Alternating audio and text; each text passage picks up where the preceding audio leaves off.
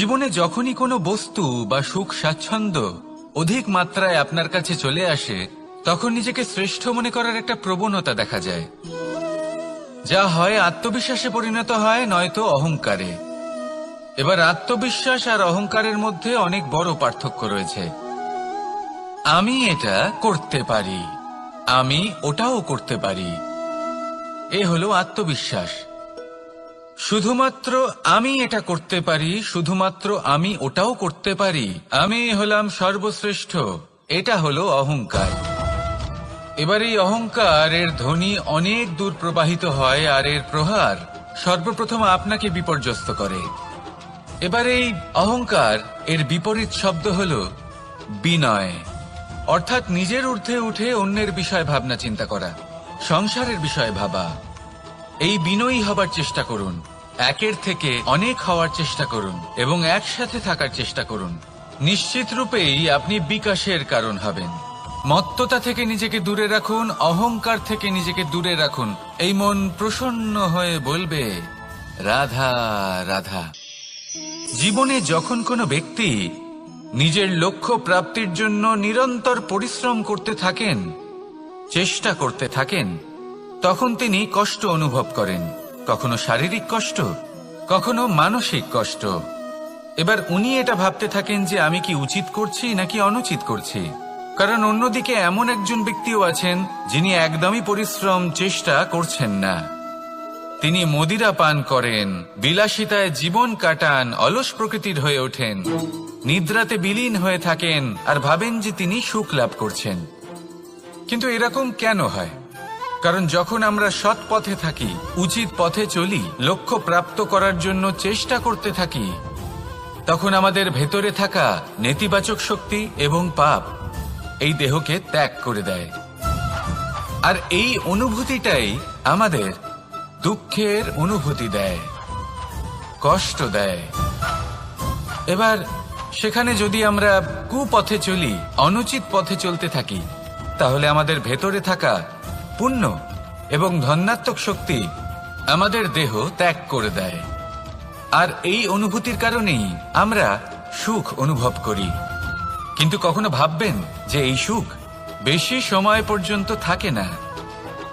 সেই জন্য সবসময় মনে রাখবেন, যদি আপনি জানেন যে এটাই আপনার লক্ষ্য, এটাই উচিত পথ, শুভ পথ, তাতে নিরন্তরভাবে এগিয়ে যেতে চেষ্টা করতে থাকুন। এই কষ্ট আপনাকে সুখের পরাকাষ্ঠায় কখন পৌঁছে দেবে তা আপনি জানতেই পারবেন না। আসুন আমার সাথে ভালোবেসে বলুন, রাধা রাধা। মানুষ বড়ই বিচিত্র প্রাণী। অধিক থেকে অধিকতর ধন লাভ করার চেষ্টায় নিজের শরীরকে নষ্ট করে ফেলেন, নিজের শক্তি হারিয়ে ফেলেন, নিজের সামর্থ্য হারিয়ে ফেলেন।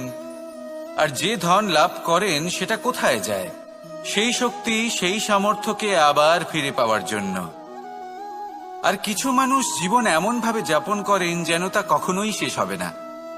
কিন্তু শেষ তো সবারই হবে। আর যখনই শেষটা কাছে চলে আসে, তখন মানুষ এটা বুঝতে পারেন যে সে জীবনকে উপভোগ করেননি। তার কারণটা কি? লালসা। এই লালসা জন্ম দেয় লোভকে, আর এই লোভ জন্ম দেয় আপনারই বিনাশকে। সেই জন্য আজ আপনার কাছে যা কিছু আছে, যেমনটা আছে, তার সাথে জীবন যাপন করুন, পূর্ণরূপে যাপন করুন। আপনার কাছে যতই ধন, শক্তি, মান থাকুক, তা সবার মধ্যে ভাগ করতে শিখুন। ভাগ করলে ভালোবাসা বাড়ে, আর এই ভালোবাসা দ্বারা জীবন আরো সুখময় হয়ে ওঠে। তাহলে আসুন আর আমার সাথে ভালোবেসে বলুন, রাধা রাধা। ঈর্ষা আমাদেরই মনে বসবাস করা আরো একটা শত্রু। তবে এই শত্রু কখনো কখনো আমাদের জন্য লাভদায়কও হতে পারে। কিন্তু যদি আমরা সতর্ক না থাকি, তাহলে সেটা ততটাই ঘাতক হয়ে উঠতে পারে। যদি আপনার কোনো প্রতিদ্বন্দ্বী থেকে থাকে যে এগিয়ে চলেছে, তাকে দেখে আপনার মনে ঈর্ষা উৎপন্ন হয়, আর ঈর্ষাবশত আপনি নিরন্তর চেষ্টা করতে থাকেন, পরিশ্রম করতে থাকেন সামনে এগোনোর জন্য, তাহলে তার দ্বারা আপনার বিকাশই হবে। কিন্তু যদি আপনি নিজের বিরোধীকে শেষ করতে দেওয়ার জন্য অগ্রসর হন, তাকে বিনাশ করার জন্য অগ্রসর হন, তাহলে এই ঈর্ষা প্রথমে আপনার বিনাশ অবশ্যই করবে। একটা কথা আছে, এটা পশু প্রবৃত্তি, আপনি শুধুই নিজের বিকাশের কথা ভাববেন। তিনিই হলেন প্রকৃত মানুষ, যিনি অন্য মানুষের জন্য প্রাণও দিতে পারেন। এই ঈর্ষা যদি আপনাকে বিকাশের পথে নিয়ে যেতে পারে তাহলে খুবই ভালো। যদি আপনাকে অন্য কাউকে বিনাশ করে দেওয়ার পথে অগ্রসর করে তাহলে তার থেকে দূরে থাকাই ভালো। যেমন ধরুন, আপনার কাছে একটা সূচ আছে যার দ্বারা আপনি ছেঁড়া কাপড়ও সেলাই করতে পারবেন বা অন্য কারোর পাত্রে ছিদ্রও করে দিতে পারবেন। আপনি কি চাইবেন, নিজের বিকাশ নাকি অন্য কারোর বিনাশ? সিদ্ধান্ত আপনারই। আসুন আর আমার সাথে ভালোবেসে বলুন, রাধা রাধা। বিষ এবং অমৃত, এর ভিত্তিতেই সংসার চক্র চলতে থাকে। যখন সমুদ্র মন্থন হয়েছিল তখন এই দুই প্রাপ্ত হয়েছিল। প্রথমে বিষ পাওয়া গেল, তারপর অমৃত। জীবন মন্থন করলেও এগুলো লাভ করা যায়। এবার এই যে বিষ, তা হলো অমৃতের থেকে অনেক বেশি শক্তিশালী এবং সেই জন্যই অনেক বেশি ঘাতকও। এবার বোঝার চেষ্টা করি এই বিষ আসলে কি। যে কোনো বস্তু বা কোনো ভাব যদি মাত্রার থেকে বেশি পরিমাণে আপনার কাছে থাকে, প্রয়োজনের থেকে বেশি আপনার কাছে থাকে, তাহলে সেটা আপনার কাছে বিষ সমান হতে পারে। তা সে ধন হোক, শক্তি হোক, সম্মান হোক, ইত্যাদি ইত্যাদি। যদি আপনার কাছে এমন কিছু থেকে থাকে যা মাত্রার থেকে বেশি পরিমাণে আপনার কাছে আছে, তাহলে তাকে ভাগ করতে শিখুন। যদি আপনি ভাগ করতে শিখে যান তাহলে এই বিষই আপনার জন্য অমৃতে পরিণত হবে, আর তাদের কাছেও অমৃত সমান হয়ে উঠবে যাদের এই সাহায্যের প্রয়োজন। তাহলে ভাগ করে নিতে শিখুন আর আমার সাথে ভালোবেসে বলুন, রাধা রাধা। কোনো বাড়িতে, কোনো পরিবারে যখন কারোর জন্ম হয় তখন তা কত সুখের মুহূর্ত হয়। সেই ছোট্ট সন্তান যখন কিছুটা বড় হয় সে হাঁটার চেষ্টা করে, আর সেই প্রক্রিয়াতেও খুব বড় একটা শিক্ষা লুকিয়ে রয়েছে, ঠেলে দেওয়া। যখন আপনি হাঁটতে চান, সামনে এগোতে চান, তখন আপনি কি করেন? নিজের পায়ের তলার যে মাটি তাকে আপনি পেছনে ঠেলে দেন। ব্যাস, এই একই জিনিস তো জীবনেও শিখতে হবে। এবার যদি আপনি জ্ঞানের পথে অগ্রসর হতে চান তাহলে অজ্ঞানতাকে পেছনে সরিয়ে দিতে হবে। যদি আপনি প্রকাশের দিকে এগোতে চান তাহলে অন্ধকারকে পেছনে সরিয়ে দিতে হবে। যদি আপনি ভবিষ্যতে সফল হতে চান তাহলে অতীতের যে অসফলতাগুলিকে পেছনে সরিয়ে দিতে হবে। যে জল বইতে বইতে থেমে যায় তাকে আমরা নালা বলে থাকি, তার থেকে দুর্গন্ধ বের হয়। কিন্তু যে জল বইতেই থাকে তাকেই আমরা পবিত্র জল বলি। তাহলে আপনিও কর্ম করতে থাকুন, কখনো থামবেন না। আর আমার সাথে ভালোবেসে বলুন, রাধা রাধা। যোগাসন। যোগাসনে আসন অত্যন্ত গুরুত্বপূর্ণ। এবার আমি বলবো সবথেকে শ্রেষ্ঠ আসন কোনটি। আশ্বাস। নিজেকে আশ্বস্ত করতে থাকুন যে আমি আছি, সব ঠিক হবে, যা হচ্ছে ভালোর জন্য হচ্ছে। এই আশ্বাস আপনাকে জীবনে এমন ধনাত্মক বিশ্বাস দেবে যে আপনি বড় বড় সমস্যার সমাধান করতে পারবেন। এবার যদি কথা বলি সবথেকে কঠিন সময়ের, তাহলে সেটা হলো বিচ্ছেদের। যা মা সীতাকে সহ্য করতে হয়েছে শ্রীরামের জন্য, রাধা কৃষ্ণকেও সহ্য করতে হয়েছে। যে ব্যক্তি বিচ্ছেদের সময় সঠিক পথে চলে এসেছে সে জীবনে অনেক শ্রেষ্ঠ স্থানে অবশ্যই পৌঁছতে পারবে। এবার যদি কথা বলি সবথেকে জরুরি এবং গুরুত্বপূর্ণ সময়ের, তাহলে সেটা হলো সংযোগ। সকলকে সাহায্য করতে থাকুন। আপনি অন্যদের সাহায্য করে তাদের যত আনন্দ দিতে পারবেন ততটাই আনন্দ আপনারও জীবনে অবশ্যই আসবে। আসুন আর আমার সাথে ভালোবেসে বলুন, রাধা রাধা। কামবোধ, এটাই আপনার অন্তরের প্রথম শত্রু। বেশিরভাগ মানুষই কামবোধ বলতে লালসা বোঝেন, কিন্তু এটা সম্পূর্ণ সত্য নয়। কামের আসল অর্থ হল কামনা। এটা খুবই সহজ ব্যাপার। মনুষ্য শরীর থাকলে, মানুষের মন থাকলে এই কামনা অবশ্যই থাকবে। এবার এটাই দেখতে হবে যে এই কামনা নেতিবাচক কামনা নাকি ইতিবাচক কামনা। অন্য কারোর জিনিসে নজর দেওয়া, অন্য কোনো মানুষের উপর নজর দেওয়া, কোনো অনুচিত বস্তুর দিকে নজর দেওয়া, এই নেতিবাচক কামনা। আর এই দুষ্কামনা মানুষকে দিয়ে অপকর্ম করাবেই করাবে। তাই মনে রাখবেন, যে ব্যক্তি নিজের কামনাকে নিয়ন্ত্রণে রাখতে পারেন তিনি সঠিক পথেও থাকেন, সঠিক লক্ষ্যে পৌঁছতেও পারেন। যিনি কামনা নিয়ন্ত্রণে রাখতে পারেন না তিনি তার পথও হারিয়ে ফেলেন এবং লক্ষ্যচ্যুতও হন। তাই মনে রাখবেন, নিজের কামনাগুলিকে নিয়ন্ত্রণে রাখুন। কাম নামক এই শত্রুর ওপর বিজয় লাভ করুন। আর আমার সাথে ভালোবেসে বলুন, রাধা রাধা। ক্রোধ আপনার অন্তরের আরো একটা শত্রু। এই ক্রোধ আসলে কি? আপনার মনের এক ভাবনা, যা আপনার মনেই উৎপন্ন হয়। এই মন আত্মার সাথে যুক্ত থাকে। এখন একটা ভাবনা যা আত্মার সাথে যুক্ত থাকে তাকে অনুচিত কেন বলা হয় সেটা বোঝার চেষ্টা করুন। ক্রোধ কখনো কখনো জরুরি হয়, বিশেষ রূপে তখন যখন আপনি সঠিক পক্ষে দাঁড়িয়ে রয়েছেন এবং সামনের ব্যক্তি অধর্মের পক্ষে রয়েছেন আর বিনম্রভাবে মানছেন না। যেমন শ্রীরাম ক্রুদ্ধ হয়েছিলেন সাগরের ওপর, ওটা উচিত ছিল। আর তা ততক্ষণই উচিত যতক্ষণ আপনি ক্রোধকে নিয়ন্ত্রণ করছেন। যদি ক্রোধ আপনাকে নিয়ন্ত্রণ করতে শুরু করে তাহলে পরিস্থিতি এমনও হতে পারে, ধরুন একজন ব্যক্তির প্রতি ক্রোধের কারণে আপনি তার ক্ষতি করতে চান। আপনি একটা কয়লা হাতে নিলেন আর সেই কয়লা সামনের ব্যক্তির ক্ষতি করার পূর্বে আপনার হাত জ্বালিয়ে দেবে। ব্যাস, ক্রোধ এটাই করে। সর্বপ্রথম আপনার ক্ষতি করে, আপনার বিবেক হরণ করে নেয়। আপনি আপনার নিয়ন্ত্রণ হারিয়ে ফেলেন আর সবকিছু নষ্ট হয়ে যায়। বেশিরভাগ মানুষ ক্রোধে এমন সিদ্ধান্ত নেন যে সেটা তাদেরই বিনাশের কারণ হয়ে দাঁড়ায়। আর কিছু মানুষ বলেন যে আমাদের জীবনে এত যন্ত্রণা আছে, এত সংকট আছে যে ক্রোধ উৎপন্ন হবেই। আর এরকম সময় এটাই উচিত হবে যে আপনি নিজেকে ক্রোধের থেকে দূরে রাখুন আর তারপর সমস্যার নিবারণ করুন। আর এই নিবারণই আপনার জীবনকে একটা শ্রেষ্ঠ স্তরে পৌঁছে দেবে। তাহলে ক্রোধ থেকে দূরে থাকুন, সুপ্রসন্ন থাকুন আর আমার সাথে ভালোবেসে বলুন, রাধা রাধা।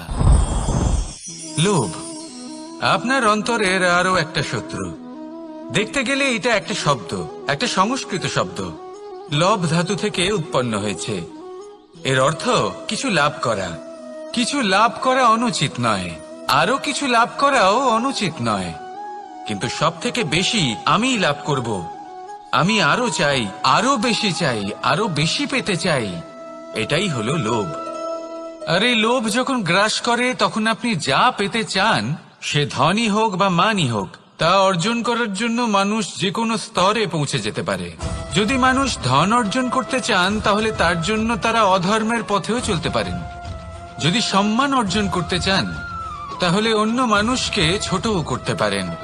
শেষ পর্যন্ত আপনার এটা মনে হতে পারে যে যদি একটু অল্পই প্রাপ্ত করতাম কিন্তু ভালোবেসে প্রাপ্ত করতাম, এই জীবন আরো অনেক বেশি সুখী হতো।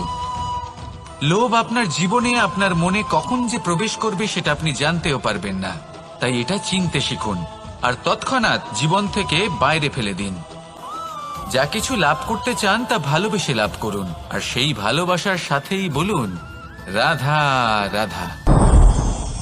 মোহ আপনার অন্তরের আরো একটা শত্রু। এবার মানুষ প্রেম আর মোহের মধ্যে পার্থক্য বুঝতে পারে না। কিছু মানুষ ভাবে যে মোহর মধ্যে খারাপ কি আছে।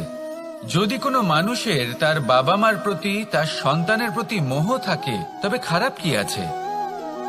খারাপ আছে, আর সেটা তাদের জন্য খারাপ হতে পারে যাদের প্রতি আপনার এই মোহ আছে। এবার মোহ আর প্রেমের মধ্যে পার্থক্য আপনাকে বোঝাচ্ছি। মোহ শুধুমাত্র পেতে চায়, সেখানে প্রেম শুধুমাত্র দিতে শেখায়। এই দুই পরিস্থিতিতেই আপনার হাত প্রসারিত থাকে। মোহের ক্ষেত্রে কোনো বস্তু বা কোনো ব্যক্তিকে লাভ করার জন্য, আর প্রেমে শুধুই প্রদান করার জন্য। মোহর বশে আপনার পায়ে বাঁধন পড়ে যেতে পারে। যদি মাতা পিতার তার সন্তানের প্রতি মোহ থাকে, তাহলে তারা তাদের সন্তানকে কখনো দুঃখে, চিন্তায়, যন্ত্রণায় দেখতেই পারবে না। সেই জন্য তারা সন্তানকে বেঁধে রাখতে চান একটা সুরক্ষিত ক্ষেত্রে, যেখান থেকে না তারা সংসারকে দেখতে পায়, না পরখ করতে পারে, না কিছু শিখতে পারে, না বিকট পরিস্থিতির সম্মুখীন হতে পারে। ঠিক যে কারণে তারা দুর্বল হয়ে পড়ে, অজ্ঞানী হয়ে ওঠে। তাদের বিকাশ সেখানেই স্তব্ধ হয়ে যায়, আর সেখানে প্রেম শুধুমাত্র বিকাশের পথে নিয়ে যায়। মা বাবা যদি সন্তানকে ভালোবাসেন, তাহলে তাকে ছেড়ে দেন যে যাও সংসারকে দেখো, পরখ করো আর শেখো। কিভাবে এর সাথে লড়াই করতে হবে সেটা নিজে শেখো। নিজের শক্তি নিজেই বাড়িয়ে তোলো, নিজের পথ চয়ন করো। সেই জন্য এই মোহর শিকল ভেঙে ফেলুন আর প্রেমকে আপন করে নিন। আর এই প্রেম দ্বারাই বলুন, রাধা রাধা। আলস্য আপনার আরো একটা অত্যন্ত বড় শত্রু, যা আপনার মনের মধ্যে বসবাস করে আর ধীরে ধীরে আপনার কার্য শরীরের একটা অংশ হয়ে ওঠে। সব কাজে দেরি করিয়ে দেয়, সবকিছু নষ্ট করে দিতে পারে এই আলস্য। এই কাজ আজকে হলো না, কোনো ব্যাপার নয়, কালকে করে নেব। প্রকৃতি আমাদের এটা শেখায় না। ভেবে দেখুন, যদি সূর্য এটা ভাবে যে কাল উদিত হব না, কিছুদিন পরে উদয় হব, তাহলে কি হবে? সমগ্র পৃথিবীর বিনাশ হয়ে যাবে, ঠিক কিনা? দেখুন, এই আলস্য নিয়ে খুব সুন্দর একটা কথা আছে, আলস্যস্য কুত বিদ্যা। অর্থাৎ যিনি অলস হয়ে বসে থাকেন তিনি বিদ্যা লাভ করেন না, জ্ঞান লাভ করেন না, আর জ্ঞান না থাকলে তিনি ধন অর্জন করতে পারেন না। তার জীবনে সুখ স্বাচ্ছন্দ্যের অভাব থাকে, বন্ধুর অভাব থাকে। যেখানে সুখ স্বাচ্ছন্দ্য নেই, মিত্র নেই, আপনজন নেই, জ্ঞান নেই, সেখানে আনন্দ কিভাবে বাস করতে পারে? সেই জন্য কথায় আছে, যিনি কর্ম করেন তিনি এই সংসারে যে কোনো সুখ স্বাচ্ছন্দ্য ভোগ করতে পারেন। তাই কর্ম করুন, সময়কে সম্মান করুন, আর এই আলস্যের উপর বিজয় লাভ করুন। আর আমার সাথে ভালোবেসে বলুন, রাধা রাধা। জীবনে যদি আপনি বন্ধু লাভ করতে চান, তাহলে আপনাকে অনেকগুলো কাজ করতে হবে। প্রথমে একজন যোগ্য পাত্র সন্ধান করতে হবে, তারপর তার সাথে সময় কাটাতে হবে, সুখ দুঃখে তার সাথে থাকতে হবে, তবে গিয়ে সে বন্ধু হবে। কিন্তু যদি আপনি শত্রু খুঁজতে চান, তাহলে কোথাও যাওয়ার দরকার নেই, কারণ আপনার সব থেকে বড় শত্রু আর কোথাও নেই, আপনারই মনের মধ্যে, আপনার চেতনায় রয়েছে। ক্রোধ, মোহ, লোভ, কাম, মদ, মাৎসর্য। এ এমন 6 সব থেকে বড় শত্রু, যা আপনার আগামী 7 জন্ম নষ্ট করে দিতে পারে, যদি আপনি এদের না সামলাতে পারেন। এবার এদের সাথে যদি যুদ্ধ করতে হয়, তাহলে একটা মহাভারতের মতো দেখুন, যেখানে অর্জুনও আপনি আর কৃষ্ণও সেই আপনি।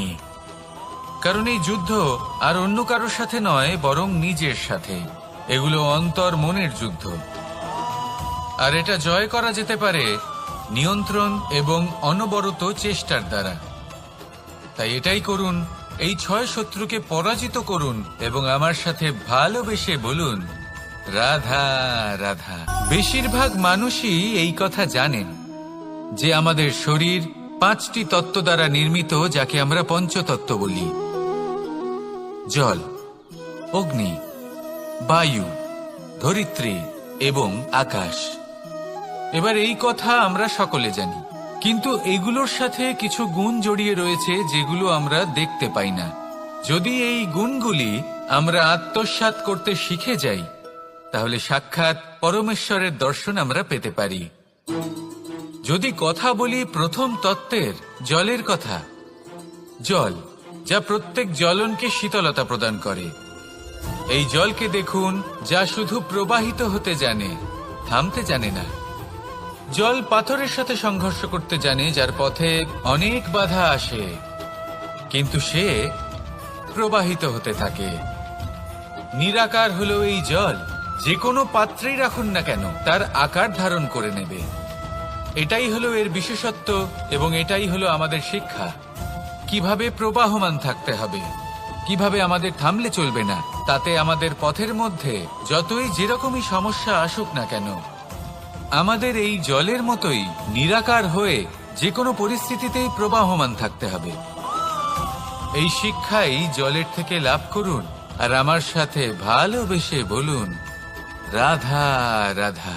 পঞ্চতত্ত্বের মধ্যে দ্বিতীয় তত্ত্ব হল ধরণী, ভূমি, যাকে আমরা ধরণী মাতা বলি। এই ধরণী ধৈর্য ধারণ করে, আর এর ওপরেই আমাদের সমগ্র সংসার নির্ভরশীল। কারণ এই ভূমি সহ্য ক্ষমতা রাখে, এর সহ্য ক্ষমতা হলো অপরিসীম।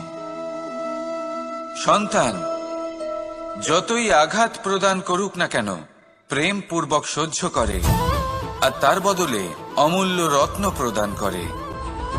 সন্তান যদি হাল চালায়, তাহলে তার বদলে তাকে অন্ন প্রদান করে। এটাই হলো ধরণী। এবার এর থেকে আমরা কি শিক্ষা পেতে পারি? এটাই যে কারোর জন্য কিছু করা বা কাউকে কিছু দেওয়া মনে কোনো কামনা ছাড়াই। আর এই কথাটা বুঝে যান, যদি কারোর জন্য কামনা না রেখে বা কোনো পাওয়ার আশা না রেখে কারোর জন্য কিছু করেন বা কারোকে কিছু দেন, যদি এটা আপনি শিখতে পারেন, তবে আপনি ভালোবাসতে শিখে গেছেন। আর সেই জন্যই এই ধরিত্রীকে মাতা বলা হয়। কারণ মাতা শুধু উনি নন যিনি গর্ভে সন্তানকে ধারণ করেন, মাতা তো উনিও যিনি জীবন বাঁচতে শেখান, যিনি জীবন বাঁচার উদাহরণ প্রদান করেন। তাহলে ধরণীর থেকে এই নিঃস্বার্থ ভাব শিখুন, নিঃস্বার্থ ভালোবাসা শিখুন, আর এই ভালোবাসার সাথেই বলুন, রাধা রাধা। বায়ু পঞ্চতত্ত্বের মধ্যে তৃতীয় তত্ত্ব। কেউ একে সমীর বলে, আবার কেউ একে পবন বলে। প্রথম কথা হলো এটাই যে এই বায়ু আমাদের জীবন দান করে প্রতিদিন, প্রত্যেক মুহূর্তে। এই বায়ুর কারণেই আমরা নিঃশ্বাস নিতে পারি, জীবিত থাকতে পারি। এই বায়ুই হলো সেই যা সকল মেঘেদের একত্রিত করে একটি স্থানে আর বর্ষা ঘটায়। আর এই বর্ষার কারণেই এই ধরিত্রীতে অন্ন উৎপন্ন হয়। এই বায়ুকে দেখুন, কখনো এতটা সৌম্য যে আপনার কোনোই তফাৎ বোধ হয় না, আর কখনো কখনো এমন রূপ ধারণ করে ফেলে যে অনেক বড় বড় পর্বতের আকার পর্যন্ত বদলে ফেলে। এটাই হলো বায়ুর বিশেষত্ব। বায়ু শেখায় যে সময়ের সাথে সাথে বইতে থাকো, সকলকে জীবন দান করো, সকলকে সাহায্য করো, কিন্তু যখন বিপদ সামনে আসবে তখন দৃঢ় হয়ে সম্মুখীন হও। বাধা অনুযায়ী নিজেকে গড়ে নিতে হবে, আর কখন কতটা কঠোর হতে হবে আর কখন কতটা সৌম্য হতে হবে, এটা বায়ুকে দেখে শিখুন, আর আমার সাথে ভালোবেসে বলুন, রাধা রাধা। অগ্নি চতুর্থ তত্ত্ব, সব থেকে বেশি গুরুত্বপূর্ণ কিন্তু তার থেকেও বেশি ভয়াবহ। কখনো অগ্নিকে নিয়ন্ত্রিত রূপে উনুনে জ্বলতে দেখেছেন? এই অগ্নি আমাদের খাবার বানাতে সাহায্য করে, যা আমাদের শক্তি প্রদান করে। কিন্তু এই অগ্নি যখন বিচলিত হয়ে, অনিয়ন্ত্রিত হয়ে কোনো বনের আগুন হয়ে ওঠে, তখন মহা বিনাশ ঘটে যায়। আপনারই অন্তরের ঊর্জা হলো এই অগ্নি। এটা আপনার শক্তিও, আপনার ক্রোধও। একে ব্যবহার কিভাবে করবেন তা আপনারই হাতে। যদি কোনো ব্যক্তি নিজের অন্তরের এই ঊর্জাকে ব্যবহার করেন শক্তির রূপে, তাহলে সে বিকাশ ঘটাতে পারে, নির্মাণ ঘটাতে পারে। কিন্তু যদি কোনো ব্যক্তি তার অন্তরের ঊর্জাকে বিধ্বংসী অস্ত্র বানিয়ে ফেলেন, তাহলে নিশ্চিত রূপে মহা বিনাশ ঘটতে পারে, যাতে বিনাশ তারও অবশ্যই হবে। অনেক বছর পূর্বে এমনই এক আগুনের দ্বারা এই সুন্দর পৃথিবীর নির্মাণ হয়েছিল, আর অনেক বছর পূর্বে এমন এক আগুনেই সমস্ত জীব এবং সংসার বিলুপ্ত হয়ে গেছিল। এবার আপনি আপনার অন্তরের ঊর্জা দ্বারা বিনাশ ঘটাতে চান নাকি নির্মাণ ঘটাতে চান, সেই সিদ্ধান্ত আপনারই। আসুন আমার সাথে ভালোবেসে বলুন, রাধা রাধা। পঞ্চম তত্ত্ব, আকাশ, নব, ব্যোম। আসলে কোনো ভ্রম নাকি সত্য? ভ্রম তো হতে পারে না, কারণ ভ্রমের মধ্যে কেউ বাঁচতেই পারে না। আর যদি সত্য হয় তাহলে এতটাই বিশাল যে আমাদের চোখের থেকে, আমাদের ইন্দ্রিয়ের থেকে, আমাদের মস্তিষ্কের থেকে, আমাদের চিন্তা ভাবনার থেকেও অনেক ঊর্ধ্বে, যাকে আমরা বুঝতেই পারি না। এটা যতটাই বিশাল আকার, ঠিক ততটাই সরল। এই আকাশ যতই অন্ধকারাচ্ছন্ন, ততটাই আলোর প্রকাশ প্রদান করে থাকে। দেখতে গেলে এ হলো জীবনের সঞ্চালক, কিন্তু যদি ক্রুদ্ধ হয়ে যায় তাহলে প্রাণ কেড়ে নিতেও দ্বিধা বোধ করে না। এই আকাশ শুধুমাত্র পৃথিবী লোক নয়, বরং এই সমগ্র ব্রহ্মাণ্ডকে, এই সমগ্র সৃষ্টিকে, এর প্রত্যেকটা তারাকে, প্রত্যেকটা গ্রহকে একটা বিশেষ স্থান প্রদান করে। এর নিজের কোনোই অস্তিত্ব নেই, কিন্তু সকলকে অস্তিত্ব প্রদান করে। এটাই হলো এই আকাশের মাহাত্ম্য। এই আকাশই হলো মাহাত্ম্যের প্রতিরূপ, যা আমাদের ভাবনা দ্বারা উৎপন্ন হয়। আপনিও আকাশের মতো এই বোধকে আপন করে নিন। আপনার জীবনও আকাশের মতন মহান এবং বিশাল হয়ে উঠবে। আর তখনই মন সুপ্রসন্ন হয়ে বলবে, রাধা রাধা। কাম, তৃতীয় পুরুষার্থ। এবার অধিকাংশ মানুষই কাম বলতে বিলাসিতা, বাসনা, লালসা মনে করে ফেলে। আসলে এমন কিছুই নয়। কামের বাস্তবিক অর্থ কি? কামের বাস্তবিক অর্থ হল কামনা। প্রতিটা ব্যক্তি, প্রতিটা মানুষ, প্রতিটা জীব এই সংসারে কোনো না কোনো বিশেষ কারণে আসে। সেই কারণকে পূর্ণ করার জন্য কর্ম করাকে কাম বলে। এখন সেটা সবার জন্য ভিন্ন হতে পারে। কারোর কাছে সেটা জ্ঞান অর্জন করা হতে পারে, আবার কারোর কাছে নির্মাণ করা হতে পারে। কারোর জন্য পরিবারকে সঞ্চালন করা হতে পারে, আবার কারোর জন্য এই সংসার থেকে পাপ দূর করা হতে পারে। কিন্তু সবথেকে গুরুত্বপূর্ণ হলো যে মানুষ যেন নিজের কর্ম ঠিক করে করে, সম্পূর্ণ যত্ন নিয়ে করে।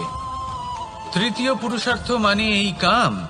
এটার অনুচিত অর্থ নিজেকে বোঝানো মানেই সমগ্র জীবনকে অর্থহীন করে দেওয়া।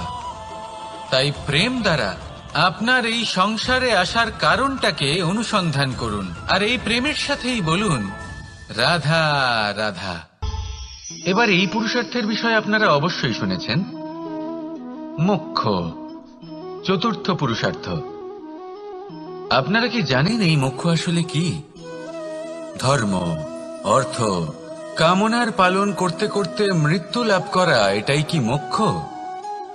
না, মোক্ষ হলো সেটাই যা জন্ম এবং মৃত্যুর ঊর্ধ্বে। প্রত্যেক ব্যক্তি, প্রত্যেক জীবই সংসারে কোনো না কোনো বিশেষ প্রয়োজনে আসে। ধর্মপথে, সৎপথে অর্থ উপার্জন করা, প্রয়োজনকে পূর্ণ করার চেষ্টা করতে করতে সেই প্রয়োজনকে পূর্ণ করা তাকে মুক্তির পথে নিয়ে যায়, যা হলো মোক্ষ। যদি এই মোক্ষ লাভ না হয় তাহলে মানুষ জন্ম এবং মৃত্যুর এই চক্রে বারবার ফিরে আসবে। তাই নিঃস্বার্থভাবে সদ্ভাব নিয়ে কর্ম করুন, সকলকে ভালোবাসুন, আর আমার সাথে বলুন, রাধা রাধা। কখনো কখনো আমরা খুব ব্যথিত হয়ে পড়ি। আমরা নিজেদের পরিবারের জন্য এত কিছু করি, আর তারা আমাদের দেখলেই ভয়ভীত হয়ে পড়ে, আমাদের দেখলে বিরক্ত হয়। কখনো নিজেদের সন্তানকে বিকাশের পথে অগ্রসর করার জন্য আমরা তাদের উপর একটু জোর দিই যাতে তারা পরিশ্রম করে, কিন্তু সেই সন্তান আমাদের উপর বিরক্ত হয়ে পড়ে। কখনো সন্তানকে সঠিক শিক্ষা দেওয়ার জন্য আমরা তাদের কিছু সীমা নির্ধারিত করি, তখন সেই সন্তানের চোখে নিজেদের জন্য আমরা ঘৃণা দেখতে পাই। মানুষ কেন ব্যথিত হবে না? দেখুন, যখন সূচের দ্বারা আপনি বস্ত্র সেলাই করেন তখন সূচের আঘাত সেই বস্তুকে সহ্য করতে হয়, কিন্তু তাতে সেই সূচ বা আপনার উদ্দেশ্যে কোনো প্রভাব পড়া উচিত নয়, কারণ আপনি তো আপনার কর্ম করছেন, আর তাও পূর্ণ নিষ্ঠা ভরে, এবং অবশেষে আপনার উদ্দেশ্য শুভ প্রমাণিত হবে। তাই কেউ বিরক্ত হচ্ছে বলে বা কারোর চোখে নিজের প্রতি ঘৃণা দেখার ভয় কখনো পিছিয়ে যাবেন না। কষ্ট না করে বিকাশ সম্ভব নয়। কর্ম করতে থাকুন, সবকিছু শুভ হবে। আসুন আমার সাথে ভালোবেসে বলুন, রাধা রাধা। মাতা পিতার মনে সবসময় এই বাসনা বাস করে যে ওনাদের সন্তানের যেন মঙ্গল হয়। নিজের সন্তানকে সেই সবকিছু দেওয়ার সবসময় চেষ্টা করতে থাকেন যেগুলো তারা নিজেরা নিজেদের জীবনে কখনো পেতে পারেননি, এবং এই প্রক্রিয়ায় সবথেকে গুরুত্বপূর্ণ বিষয়টি ভুলে যান, নিজের সন্তানকে সেই জিনিস দেওয়া যেটা উনি সবথেকে আগে পেয়েছেন। আমি ধনের কথা বলছি না, আমি বলতে চাইছি নিজের অভিজ্ঞতা দ্বারা ওনারা যে মানসিক স্থিতি লাভ করেছেন, ওনারা যে মর্যাদা লাভ করেছেন, যে শিক্ষা ওনারা লাভ করেছেন, সবার আগে নিজের সন্তানকে সেটা দেওয়া প্রয়োজন। সেটা যদি নিজের সন্তানকে দিতে পারেন তাহলে এই সন্তান জীবনে তার পথে এগোতেও পারবে, ধন অর্জনও করতে পারবে এবং শক্তিশালী অনুভবও করতে পারবে। সেই জন্য সন্তানকে সবার আগে সেটা দান করুন যেটা সব থেকে বেশি মূল্যবান। সেটা দিন যেটা আপনি সবার আগে লাভ করেছেন। আসুন আমার সাথে ভালোবেসে বলুন, রাধা রাধা। ধন, সম্পদ, ঐশ্বর্য, মানুষ হয় নিজের সৌভাগ্যের দ্বারা এগুলো লাভ করে থাকেন বা কর্মের দ্বারা। সৌভাগ্য আসলে কি? গ্রহের দশা যা প্রত্যেক মুহূর্তে বদলাতে থাকে। কর্মের মাধ্যমে যখন আপনি ধন অর্জন করেন তখন সেই ধন আপনার আগামী প্রজন্ম লাভ করে। সেটা হয় সে ভোগ করে বা তার জন্য তার ভোগান্তি হয়, আর এটা নির্ভর করছে আপনার কর্মের ওপরে। কি কর্ম করেছেন আপনি সেই ধনকে লাভ করার জন্য? যদি আপনি সৎ পথে চলেন, নিষ্ঠা ভরে আপনি কর্ম করে থাকেন এবং তার ফলে আপনি ধন অর্জন করে থাকেন, তাহলে আপনার আগামী প্রজন্ম সেটা ভোগ করবে, সেটা প্রয়োগ করবে নিজের বিকাশের জন্য। কিন্তু যদি আপনি কুকর্ম করে থাকেন, কোন রকম ছলনা করে থাকেন এই ধন লাভ করার জন্য, তাহলে 100% আপনার আগামী প্রজন্মকে এর জন্য ভুগতেই হবে। তাহলে আপনি কি চাইবেন? যে আপনার আগামী প্রজন্ম সুখ ভোগ করবে নাকি আপনার কুকর্মের পরিণাম ভোগ করবে? নির্বাচন আপনারই। আসুন আমার সাথে ভালোবেসে বলুন, রাধা রাধা। কর্ণ, সূর্যপুত্র কর্ণ, স্বয়ং সূর্যের পুত্র, দেবী কুন্তীর প্রথম পুত্র। সেই কর্ণ যার একটি বাণ আমার রথকে, সেই রথ যার উপর মহাবলী অর্জুন বিরাজমান ছিলেন, যার পতাকায় স্বয়ং হনুমান ছিলেন, সেই রথকে তার একটি বাণ ধসিয়ে দিতে পেরেছিল। দৈব কবচ কুণ্ডলধারী কর্ণ, সেই কর্ণ যুদ্ধক্ষেত্রে নিজের সমাপ্তির সম্মুখীন হলেন। কারণ কি ছিল? নির্বাচন। দুর্যোধনের সাথে বন্ধুত্ব রাখার জন্য তার অনুচিত কর্মে কোনোদিন কোনো প্রতিবাদ করেননি, তাকে সঙ্গ দিয়েছেন এই নির্বাচন। যখন দ্রৌপদীর বস্ত্রহরণ হচ্ছিল তখন তাকে বাধা দেওয়ার বদলে নীরব থাকার নির্বাচন, তার বিরোধিতা কখনো না করার নির্বাচন। এই নির্বাচনই কারণ হয়ে দাঁড়ালো কর্ণের পতনে। এই সংসারে সবার উপকার আপনি স্বীকার করতে পারেন, তাকে সম্মানও করতে পারেন, কিন্তু তার সামনে এতটাও নত হবেন না যে নিজের অন্তর্মনের কথাটা আপনি শুনতে না পান। নির্বাচন যদি ধর্মসঙ্গত হয় তবেই তা শুভ হয়। আসুন আমার সাথে ভালোবেসে বলুন, রাধা রাধা। ভীষ্ম একটা মহান নাম, দেবী গঙ্গার সুপুত্র। স্বয়ং বৃহস্পতি এবং পরশুরাম ছিলেন ওনার শিক্ষাগুরু। অত্যন্ত মহান যোদ্ধা ছিলেন, কিন্তু এই মহান যোদ্ধা ইনি ইতিহাসে আজ পর্যন্ত সেই সম্মান পেলেন না যার উনি যোগ্য ছিলেন। কারণ নির্বাচন। রাজ সিংহাসনের সেবা করার প্রতিজ্ঞা নিয়েছিলেন উনি। এবার রাজ সিংহাসনে যেই বসুক না কেন তার সেবা করা, তার প্রত্যেক আদেশ পালন করা, এটাই ছিল ওনার প্রতিজ্ঞা। তা সেই ব্যক্তি উচিত হোক বা অনুচিত, সে উচিত পথে চলুক বা অনুচিত পথে চলুক, সুপাত্র হোক বা কুপাত্র, উনি তার সেবা করতে থাকলেন, তার প্রত্যেক আদেশ পালন করতে থাকলেন, নিজের প্রতিজ্ঞা পালন করতে থাকলেন। ধৃতরাষ্ট্র নেত্রহীন অবশ্যই ছিলেন, কিন্তু এতটাও নেত্রহীন ছিলেন না যে উনি প্রজাদের চোখের জল, ধর্ম অধর্ম দেখতে পাবেন না। উনি সব বুঝতে পারতেন। আর এদিকে ভীষ্ম নিজে প্রতিজ্ঞাবদ্ধ হয়েছিলেন। দুর্যোধন অনুচিত পথে চালিত হচ্ছিল, তাও উনি তাকে সঙ্গ দিতে থাকলেন। আর পরিণামস্বরূপ আজ পর্যন্ত ইতিহাসে উনি সেই স্থান পেলেন না, সেই সম্মান পেলেন না যার যোগ্য উনি ছিলেন। যদি আপনি কোনো প্রতিজ্ঞা করে থাকেন, তা সে যতই কোনো উচিত কারণের জন্য হোক না কেন, যদি আস্তে আস্তে সময়ের সাথে সেই প্রতিজ্ঞা আপনাকে অনুচিত পথে চালিত করে অধর্মের পথে নিয়ে যায়, পাপের পথে নিয়ে যায়, তাহলে সেই প্রতিজ্ঞা ভঙ্গ করা অত্যন্ত আবশ্যক। সময় অনুসারে নিজেকে বদলানো আবশ্যক, নয়তো এই প্রতিজ্ঞা আপনাকে দিয়ে পাপ কর্ম করাবে, কুকর্ম করাবে, আর আপনার বিনাশের কারণ হবে। আসুন আমার সাথে ভালোবেসে বলুন, রাধা রাধা। অশ্বত্থামার মৃত্যু হল। কেউ জানে না সে মানুষ নাকি হাতি। এই বাক্য কে বলেছিলেন? সাক্ষাৎ ধর্মরাজ যুধিষ্ঠির। সেই যুধিষ্ঠির যিনি নিজের জীবনে কখনো মিথ্যে বলেননি, কিন্তু উনি এমন কিছু নির্বাচন করেছিলেন যার জন্য চিরকাল শুধুই মহারাজ যুধিষ্ঠির হয়ে থেকে গেলেন, কখনো অভিমন্যুর সমান হতে পারলেন না। যখন দ্যুত ক্রীড়ার আমন্ত্রণ এসেছিল তখন মহারাজ যুধিষ্ঠির সেটা অস্বীকার করতেই পারতেন, কিন্তু করলেন না। অহংকারের জন্য সেই আমন্ত্রণ গ্রহণ করলেন উনি, এবং অহংকারের জন্য করা এই নির্বাচন উনাকে সাধারণ করে রেখে দিল। নিজের গুরু দ্রোণাচার্যকে পরাজিত করার জন্য একটি মিথ্যে কথা বলেছিলেন।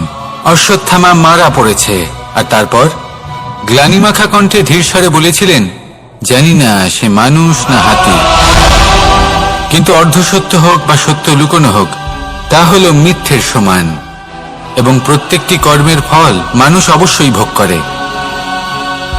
এই নির্বাচনের কারণে যুধিষ্ঠিরকেও নরকবাস করতে হয়েছিল। তাই নিজের কর্ম শ্রেষ্ঠ করে তুলুন, কারণ এটাই সুনিশ্চিত করবে যে আপনি এই সংসার থেকে বিদায় নেওয়ার পরেও জীবিত থাকবেন নাকি নয়। আসুন আমার সাথে ভালোবেসে বলুন, রাধা রাধা। আমাদের জীবনে গুরুজনেরা, জ্ঞানী মানুষজন সবসময় একটা কথা বলেন, ধৈর্য ধরো। শুধুমাত্র দুটো শব্দ, কিন্তু কতটা বিশাল সেটা বোঝার চেষ্টা করুন। ছোট একটা অস্ত্র হাতে নিন এবং একটা বিশাল পর্বতে নিরন্তর প্রহার করতে থাকুন, ধৈর্য ধরে সেই কাজ করতে থাকুন। এমন একদিন আসবে এই বিশাল পর্বতে আপনি একটা পথ তৈরি করবেন। কোনো ধনুর্ধর যখন নিজের বিদ্যা অর্জন করেন তখন তাকেও ধৈর্য ধরতে হয়, তার নিজেকে সময় দিতে হয়, তবেই সে ধনুর্বিদ্যা শিখতে পারে। সেইভাবে আমাদের জীবনেও ধৈর্য ধরার খুব প্রয়োজন। পরিবারে ধৈর্য রাখতে পারলে তাহলে আস্তে আস্তে দেখবেন প্রেম বৃদ্ধি পাচ্ছে। সমাজে যদি ধৈর্য রাখতে পারেন তাহলে আস্তে আস্তে এই সমাজ আপনাকে সম্মান করবে।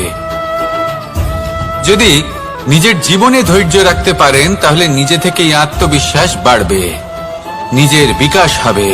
জীবনে সবই সম্ভব যদি ধৈর্য রাখতে পারেন। হয়তো আস্তে আস্তে হবে, কিন্তু হবে অবশ্যই। শুধু ধৈর্য রাখুন, কারণ ধৈর্যই সব থেকে বড় পুঁজি।